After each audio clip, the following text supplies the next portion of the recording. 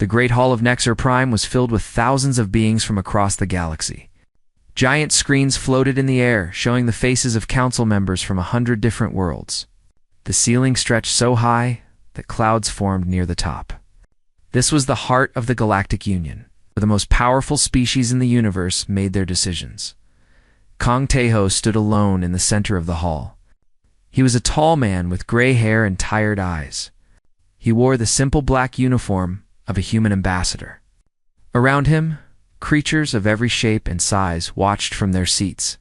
Some had scales, some had fur, some had no solid form at all. But they all shared one thing in common. They were looking at him with cold eyes. High Counselor Velith rose from his throne. He was a Storie, a species known for their blue skin and for arms. His voice echoed through the hall like thunder. "Human Ambassador Kong Taeho, you stand before this council to hear our judgment." Taeho said nothing. He simply stood with his hands folded in front of him. 300 years ago, we allowed your species to join the Galactic Union, Velith continued. We gave you a chance to prove yourselves. We gave you access to our technology, our trade routes, our knowledge. And how do you repay us? A massive screen appeared in the air. It showed images of a burning planet. Ships with human markings flew through the smoke, dropping supplies and rescuing survivors. The planet Varus IV, Velith said. A dying colony. The council voted to let nature take its course. The cost of saving them was too high. The risk was too great. But your people ignored our decision. Your volunteers flew into danger without permission. They saved 12,000 lives against our direct orders. Spread through the hall. Commander Draxus, a massive warrior with red scales, laughed loudly. Typical humans. They cannot follow simple rules. Merchant Lord Quillen, a thin creature with silver skin and too many eyes, shook his head. Emotional creatures. They act on feelings instead of logic. Velith raised his hand for silence. The council has made its decision. For the crime of violating the non-interference protocol, humanity is hereby banished from the Galactic Union. You have 90 days to remove all humans from Union space. After that, any human found within our borders will be arrested. The hall erupted in noise. Some species cheered. Others simply nodded in approval. A few remained silent, but none spoke in defense of the humans. Taeho waited for the noise to die down. Then he stepped forward and bowed deeply. When he spoke, his voice was calm and clear. We understand. We will leave. The hall fell silent. Velith blinked his 4 eyes in confusion. That is all you have to say? What would you have me say? Taeho asked. You have made your decision. We will respect it. Commander Draxus stood up from his seat. No begging? No threats? I always knew humans were cowards. Taeho looked at him without anger. We are not cowards, Commander. We simply know when we are not wanted. Merchant Lord Quillen waved a thin hand dismissively. Good, the sooner you leave, the better. Your kind has always been a burden on our resources. Taeho bowed once more. We thank the Council for the 300 years we were allowed to serve. We wish you all prosperity in the future. Then he turned and walked out of the Great Hall. His footsteps echoed in the sudden silence. That night, Taeho gathered the human leadership in a small room on the station. The room was plain and simple, with white walls and a single window showing the stars outside. 4 people sat around a metal table. Yoon Hannah was the first to speak. She was a woman in her 50s with short black hair and oil stains on her hands. She had spent 30 years keeping the Union's stations running. They really did it. They actually banished us. Park Jun slammed his fist on the table. He was a soldier, broad and strong, with scars on his face from battles fought in the Union's name. We saved 12,000 lives. 12,000. And this is how they thank us. Lee Sua shook her head slowly. She was older than the others, with white hair and gentle eyes. She had fed 60 colonies with her agricultural programs. I am not surprised. They have never seen us as equals. Dr. Choi Hyun, a thin man with glasses and kind hands, spoke quietly. What do we do now? Everyone looked at Taeho. He stood by the window, staring out at the stars. For a long moment, he said nothing. Then he turned to face them. We leave, he said simply. June stood up angrily. Just like that? We built half of what they have. We can show them what happens when we are gone. We can make them regret this. Taeho shook his head. No, we will not become what they think we are. They call us emotional and dangerous. If we destroy what we built, we prove them right. Then what? Hannah asked. We just walk away and let them win? They have not won anything, Taeho said. They just do not know it yet. He sat down at the table and looked at each of them. We will leave with dignity. We will finish our work, train our replacements, and say our goodbyes. We will not sabotage, we will not protest, and we will not beg. We will simply go. Hua nodded slowly. And then we build something new, Taeho said. Something better. Something that is truly ours. The room was quiet for a long time. Outside the window, ships flew past, carrying beings who had just celebrated humanity's banishment. They did not know that they had made the greatest mistake in galactic history. Finally, Hyun spoke. They will miss us when we are gone. Taeho smiled sadly. Yes, they will. But by then, it will be too late. One by one, the others nodded. They understood. They would leave silently. But their absence would speak louder than any words ever could. The countdown to humanity's departure had begun. The news spread across the galaxy like fire. Humans were leaving. After 300 years, they were finally going away. Most species celebrated. They threw parties and made jokes about the weak little creatures who could not follow rules. But in the quiet corners of the Union, something else was happening. Something no one expected. The humans were saying goodbye. Yoon. Hannah walked through the long hallways of Station Kethral 7. The walls hummed with the sound of machines. Pipes carried air and water to every corner of the massive structure. Lights flickered in patterns that only she understood. She had worked here for 30 years. She knew every wire, every valve, every secret of this old station. A young Cathori engineer walked beside her. His name was Torak, and he had been assigned to take over her job.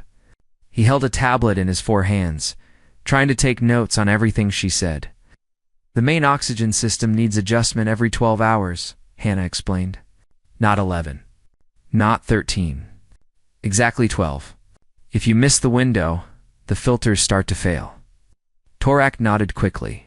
Yes, yes. I understand. Hannah stopped and looked at him. Do you? Because this station holds 2 million lives. If the air stops flowing, they all die. Torak swallowed nervously. I will remember. Hannah handed him a thick book filled with handwritten notes. This is everything I know about this station. Things that are not in any computer. Things I learned by watching and listening for 30 years. She paused. Take care of them, Torak. She walked away without looking back. Torak stood alone in the hallway, suddenly aware of how quiet it was. How empty it would soon become. On the border of Union space, Commander Park Jun gathered his soldiers for the last time. The Human Volunteer Corps had served on 17 outposts in the most dangerous regions of the galaxy. They fought pirates. They rescued stranded ships. They answered distress calls that no one else would answer. Jun stood before his troops in the cold cargo bay of their ship. They wore simple uniforms, patched and worn from years of service. Many had scars. Some were missing limbs. All of them had risked their lives for species who now wanted them gone. I know you are angry, Jun said. I am angry too. We gave everything to the Union. We bled for them. We died for them. And they threw us away like garbage. The soldiers murmured in agreement. But we will not become monsters, Jun continued. We will not prove them right. We will leave these posts in perfect condition. We will hand over our weapons and our ships. We will salute our replacements and wish them luck. He paused. Because that is who we are. That is what makes us human. One young soldier raised her hand.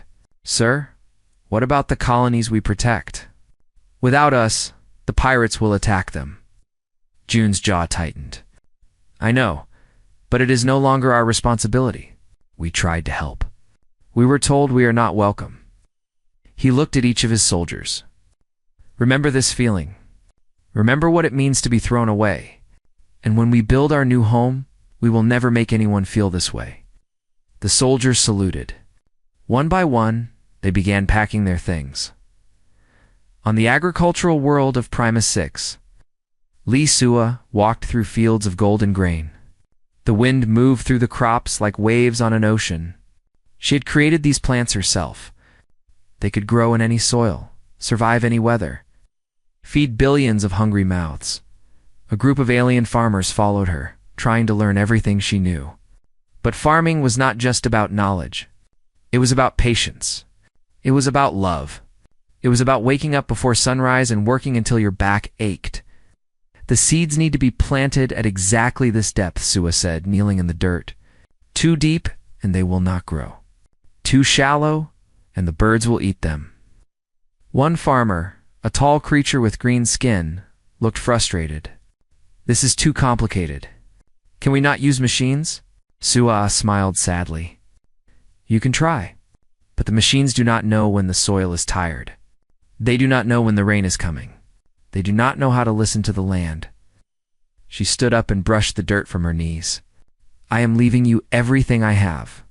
40 years of work. 60 colonies depend on these crops. Please take care of them. The farmers nodded, but their eyes were distant. They were already thinking about easier ways, faster ways. They did not understand that some things could not be rushed.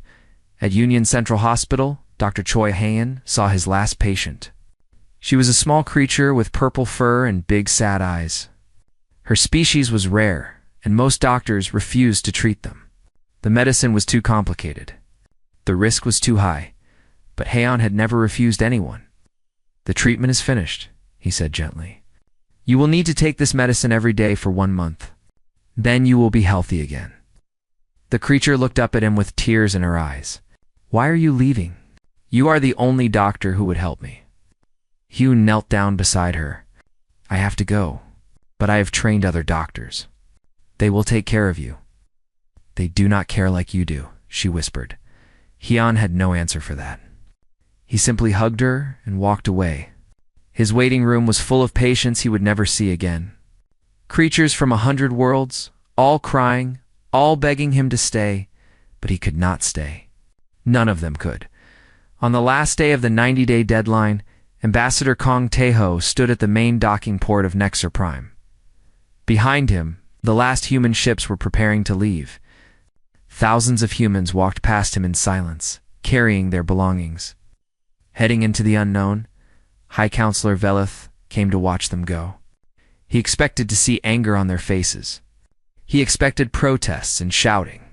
Instead, he saw something that confused him. He saw peace. Tae-ho turned to face him. It is done. All humans have left Union space. Velith nodded. Good. I hope you find whatever you are looking for out there. Oh? Tae-ho smiled. We already have, Counselor. We have each other. He walked onto the last ship. The doors closed behind him. The engines roared to life, and just like that, humanity was gone. Velith watched the ship disappear into the stars. He felt a strange feeling in his chest. It was not happiness. It was not relief. It was something he could not name. He shook his head and walked back to the council chamber. There was work to do. Important work. The Union would be stronger without the humans. He was sure of it. 6 months passed since the humans left. At first, nothing seemed wrong. The councils celebrated their pure union. They made speeches about how much better things were, about the emotional creatures causing problems. But slowly, quietly, cracks began to appear. It started on station KETHRAL-7, TORAK. The young Cathori engineer ran through the hallways in a panic. Alarms screamed from every speaker. Red lights flashed on the walls. The oxygen levels were dropping, and he did not know why. Check the manual, his supervisor shouted through the communicator. What does it say? Torak flipped through Yunhana's handwritten book with shaking hands. It says to adjust the filters every 12 hours. I did that. I did everything it said. Then why is the system failing?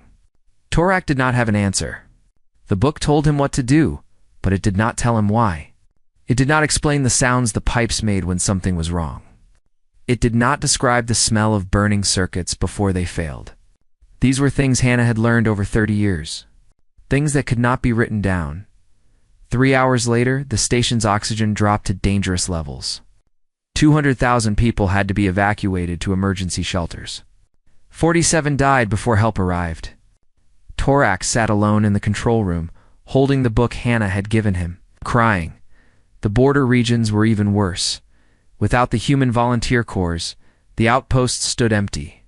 Pirates quickly learned that no one was coming to stop them. They attacked colony ships in broad daylight.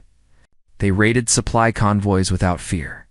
Distress calls went unanswered because the new patrol ships decided the risk was too high in one terrible week.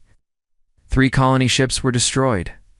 15,000 people died screaming into their radios, begging for help that never came. Commander Draxus was called before the council to explain. He stood tall and proud, refusing to show weakness. We cannot be everywhere at once, he said.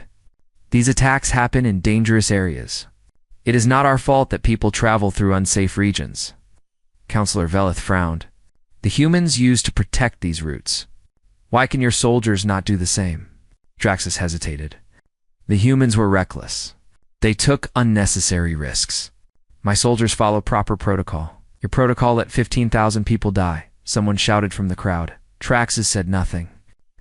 For the first time, he had no clever response. On Primus 6. The crops were dying. The alien farmers had tried to follow Lisua's instructions. They planted the seeds at the right depth. They watered them at the right time. But the plants still withered and turned brown. This makes no sense, one farmer complained. We did everything the human said, another farmer kicked at the dry soil. These stupid plants are too complicated. We should grow something easier. They did not understand that the soil was exhausted. They did not know that the nutrients were gone. Sua would have known. She would have felt it in the dirt between her fingers. She would have smelled it in the air. But they did not have her gift. They only had her instructions.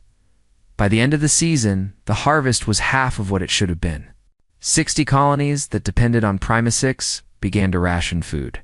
People who had eaten 3 meals a day now ate 2. Children went to bed hungry. And it was only the beginning. Union Central Hospital became a place of despair. Dr. Choi Yun had trained other doctors before he left. He had given them his notes, his techniques, his years of experience. But he could not give them his heart. The new doctors looked at complicated patients and shook their heads. Too risky, they said. The chance of success is too low. They followed rules and protocols. They protected themselves from failure. And people died because of it. One mother brought her sick child to the hospital. The child had a rare disease that affected only mixed-species families. It was complicated and dangerous to treat. Hyun would have tried anyway. He always tried. The new doctor looked at the child and sighed. I am sorry. There is nothing we can do. The mother fell to her knees. Please, I am begging you. There must be something. The risk is too high, the doctor said.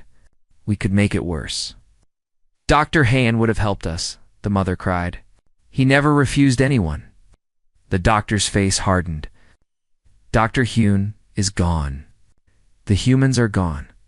This is how things are now. The mother carried her dying child out of the hospital. She walked past waiting rooms filled with patients who had nowhere else to go. Patients who remembered a time when a kind man with glasses would see them no matter what. The trade networks collapsed next.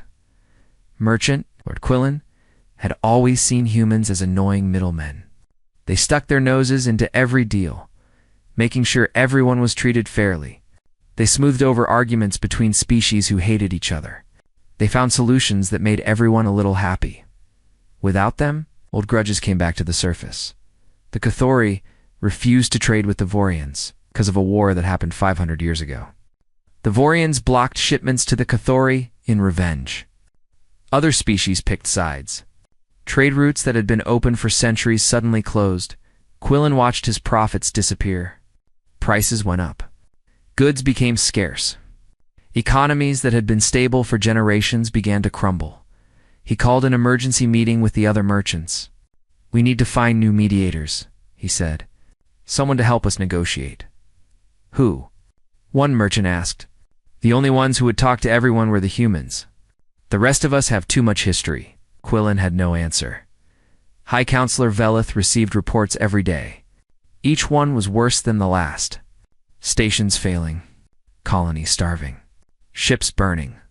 Trade collapsing. The Union was falling apart. No one could explain why. He stood alone in his private chamber, looking out at the stars. Somewhere out there, the humans were building their new home. They were probably struggling in some empty corner of space, barely surviving at least. That was what he told himself. But late at night, when he could not sleep, a terrible thought crept into his mind. What if they were not struggling? What if they were thriving? What if everything falling apart in the Union was not a coincidence?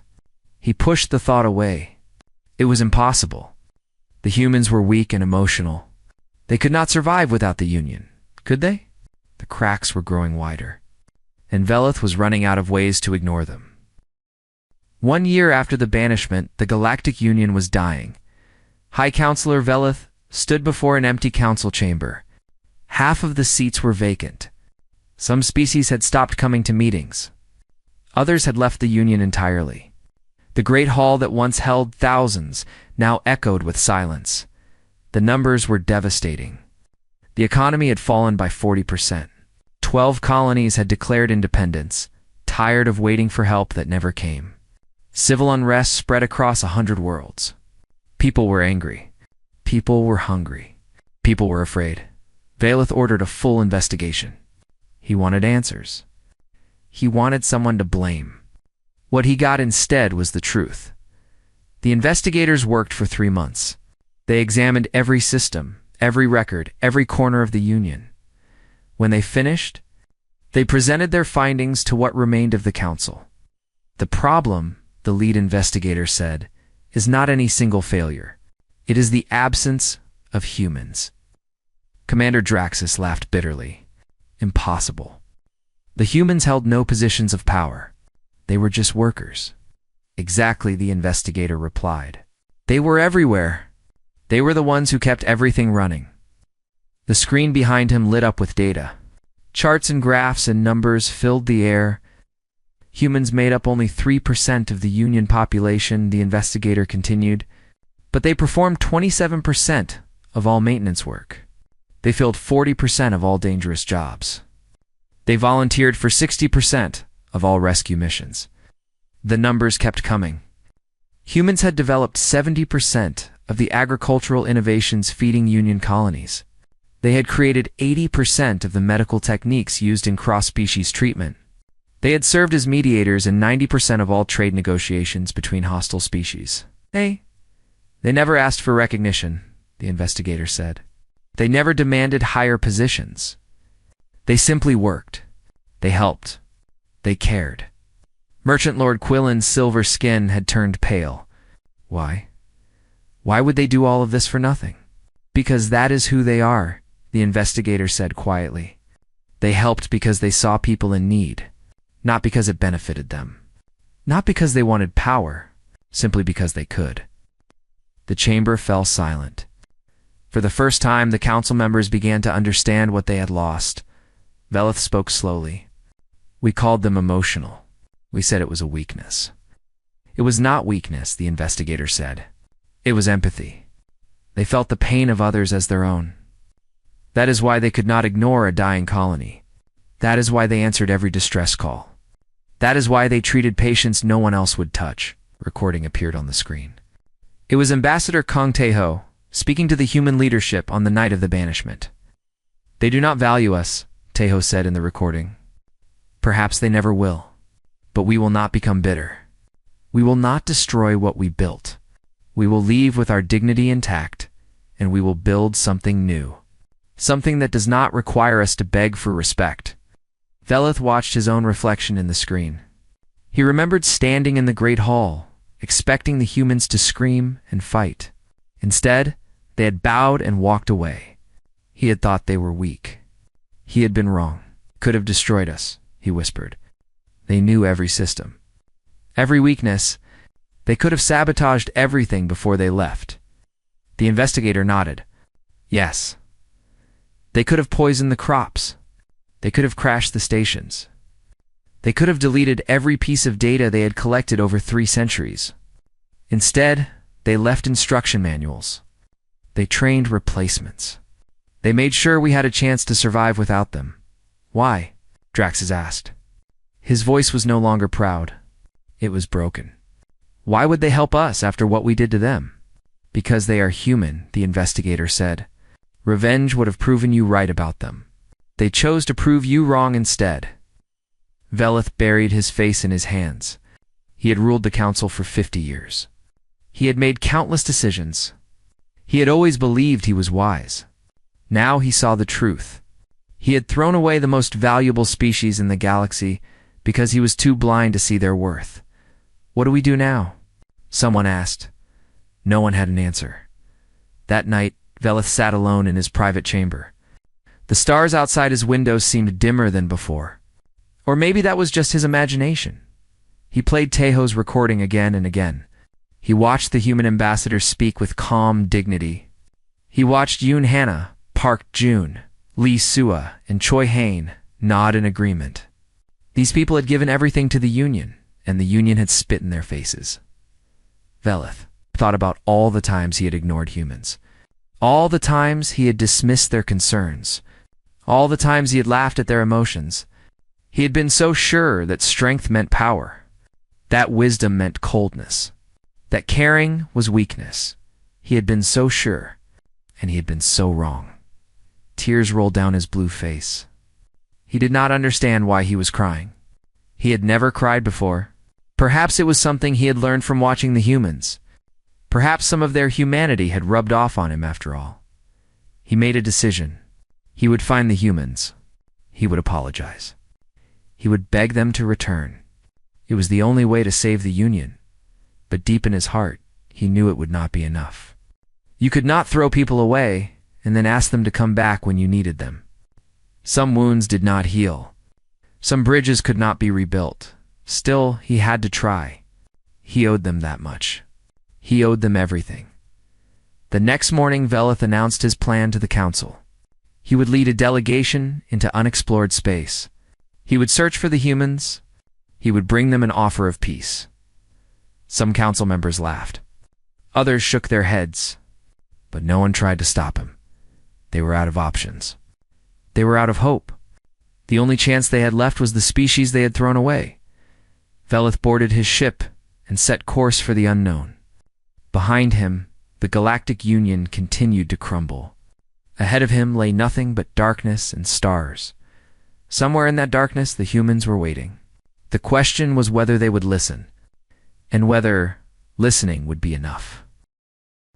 5 years had passed since the banishment. 5 years of searching. 5 years of watching the Union fall apart behind him.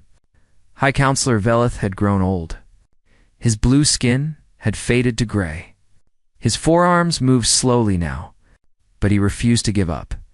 His ship traveled through regions of space that no Union vessel had ever explored. They passed dead planets and dying stars. They crossed empty voids where nothing lived. Many times his crew begged him to turn back. Many times he refused. Then, on a cold morning in the 5th year, they found something. A signal.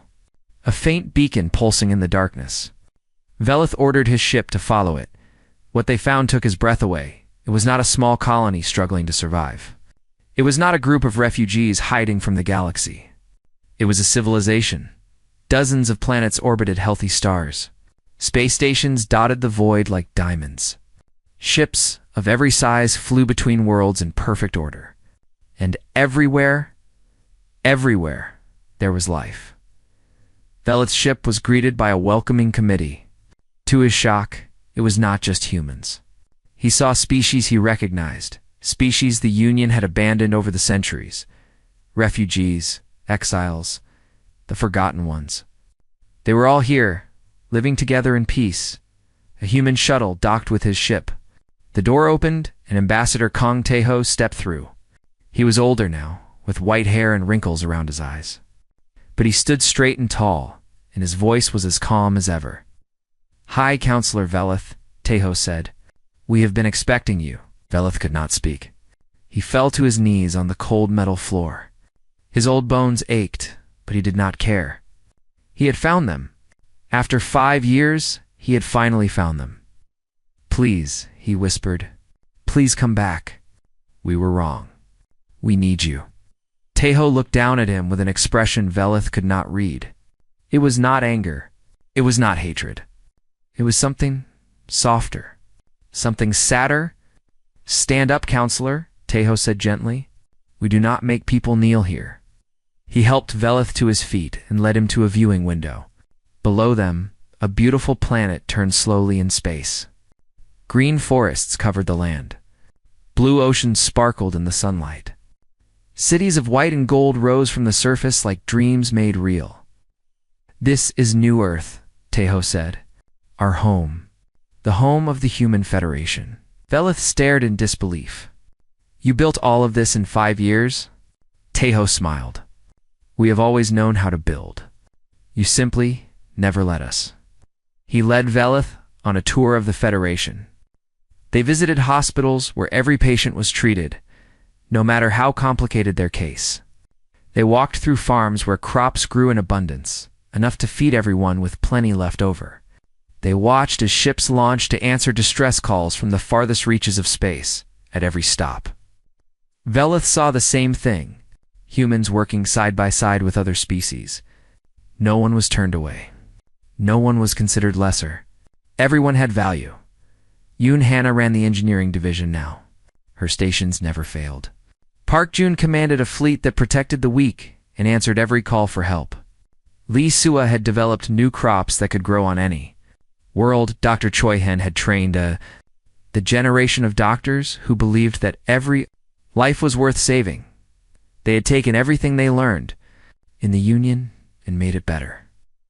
Finally, Taeho brought Velith to a quiet garden overlooking the capital city. They sat on a wooden bench surrounded by flowers that bloomed in every color. "You want us to return to the Union?" Taeho said. It was not a question. Velith nodded desperately. "Yes, please. We are falling apart without you. People are dying. Worlds are starving. Everything is collapsing." Taeho was quiet for a long moment. "We forgave you long ago, Counselor. We do not hold anger in our hearts. Then you will come back." Taeho shook his head slowly. "No, we will not return to a place where we must beg for respect. We will not go back to being servants in someone else's house." Velith's heart sank. "Then all of this was for nothing. I came all this way for nothing." "It's not for nothing," Taeho said. "We will not return. But we have another offer." Oh. He turned to face Velith directly. "Join us. You and anyone else who wants to come. Join the Human Federation as equals. That is the only offer we will make." Velith blinked in confusion. "Join you? After everything we did?" "We do not punish people for the mistakes of the past," Taeho said.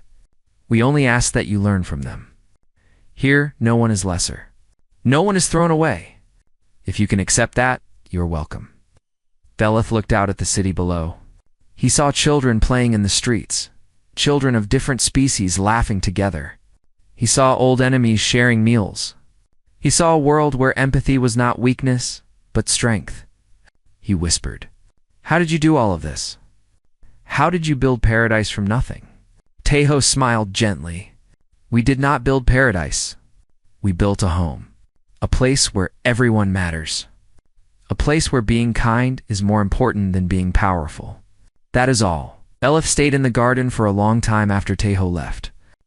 He watched the sun set over New Earth. He watched the stars come out one by one. He thought about everything he had believed his whole life. He thought about power and strength and logic. And he realized that none of it mattered as much as he had thought. When he returned to his ship, he sent a message to the dying Union. He told them what he had found. He told them about the Human Federation and its offer. He told them that anyone who wanted a better life could come. Millions answered the call. Species that had stayed loyal to the Union packed their ships and flew into the unknown. They were tired of watching their worlds fall apart. They were tired of waiting for help that never came. They wanted to live in a place where people cared about each other. The Union continued to shrink. Some species were too proud to leave. They stayed behind, clinging to their empty power, ruling over ruins. Commander Draxus was one of them. He died alone, still insisting that strength was all that mattered. But most chose to leave. Most chose hope. Over the following decades, the Human Federation grew into the greatest civilization the galaxy had ever known. Not through war, not through conquest. Through compassion, Ambassador Kang Taho lived long enough to see his dream become reality. On his last day, he sat in the same garden where he had spoken with Velith so many years ago. His old friends surrounded him, Hannah, June, Sua, and Hyen, all gray-haired and peaceful. Was it worth it? Hannah asked him. All those years of being treated like nothing? Taho smiled and closed his eyes. Every moment. Because we proved something important. We proved that kindness is not weakness. We proved that the quiet ones can change the universe. We proved that those who are silently dismissed will be loudly missed. He took his last breath as the sun rose over New Earth. The people mourned him as a hero. But more than that, they remembered him as a good man. And in the end, that was all he ever wanted to be. The story of humanity's banishment passed into legend. Children of every species learned about the quiet people who were thrown away and built something beautiful. They learned that true strength comes not from power, but from heart, and the lesson echoed through the ages. Those who are ignored today may become the light of tomorrow, and absence, sometimes, speaks louder than any words ever could.